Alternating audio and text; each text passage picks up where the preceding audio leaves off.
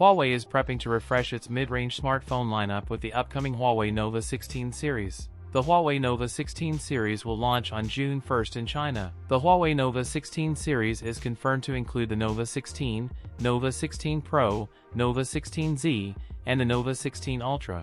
Huawei has teased the Nova 16 Pro variant in sky blue and iridescent color options. The Nova 16 Pro and the Nova 16 Ultra will come with a triple rear camera setup, with the sensors and the LED flash housed inside two large circular discs that sit on top of a rectangular camera island. The standard Nova 16 will offer a dual rear camera system, while also offering a similar design as the Pro and Ultra models. The Pro Max is also rumored to feature a 6.84-inch 1.5K LTPO display alongside a Kirin 9000 series chipset. Powering the device could be a 7000 mAh battery. The Nova 16 Pro Max's camera hardware may also include a 200-megapixel main camera with a large 1/1.28-inch sensor, a periscope telephoto lens, and a multispectral sensor. That's it for today's video. If you enjoyed it, don't forget to like, comment, and subscribe for more content. Thanks for watching, and I'll see you in the next one.